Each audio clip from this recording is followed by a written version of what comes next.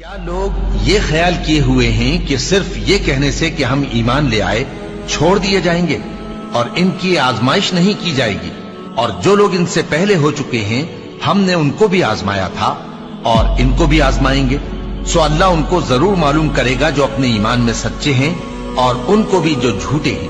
کیا وہ لوگ جو برے کام کرتے ہیں یہ سمجھے ہوئے ہیں کہ یہ ہمارے قابو سے نکل جائیں گے؟ جو فیصلہ یہ کرتے ہیں برا ہے۔ جو شخص اللہ کی ملاقات کی امید رکھتا ہو تو اللہ کا مقرر کیا ہوا وقت ضرور آنے والا ہے، اور وہ سننے والا ہے، جاننے والا ہے۔ اور ہم کسی قدر خوف اور بھوک اور مال اور جانوں اور میووں کے نقصان سے تمہاری آزمائش کریں گے، اور صبر کرنے والوں کو بشارت سنا دو کہ ان لوگوں پر جب کوئی مصیبت واقع ہوتی ہے تو کہتے ہیں کہ ہم اللہ ہی کا مال ہیں اور اسی کی طرف لوٹ کر جانے والے ہیں۔ یہی لوگ ہیں جن پر ان کے پروردگار کی عنایتیں ہیں اور خصوصی رحمت بھی ہے، اور یہی سیدھے رستے پر ہیں۔ اور اے پیغمبر، ہم نے تم سے پہلے کسی آدمی کو بقائے دوام نہیں بخشا، بھلا اگر تم مر جاؤ تو کیا یہ لوگ ہمیشہ رہیں گے؟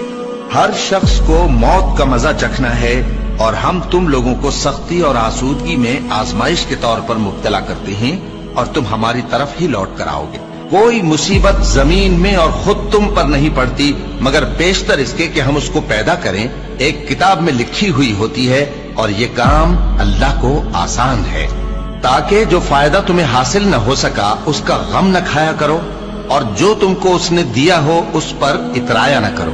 اور اللہ کسی اترانے اور شیخی بگارنے والے کو دوست نہیں رکھتا، اور ہم نے تمہیں ایک دوسرے کے لیے آزمائش بنایا، کیا تم لوگ صبر کرو گے؟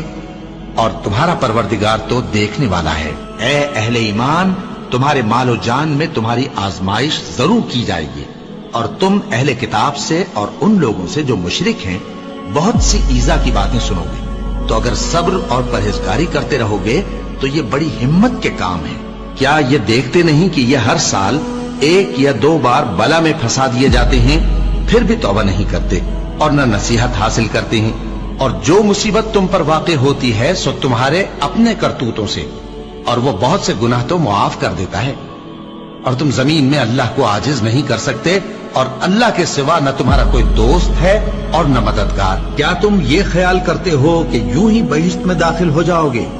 اور ابھی تم کو پہلے لوگوں کی سی مشکلیں تو پیش آئی ہی نہیں۔ ان کو بڑی بڑی سختیاں اور تکلیفیں پہنچیں، اور وہ صعوبتوں میں ہلا ہلا دیے گئے، یہاں تک کہ پیغمبر اور مومن لوگ جو ان کے ساتھ تھے سب پکار اٹھے کہ کب اللہ کی مدد آئے گی۔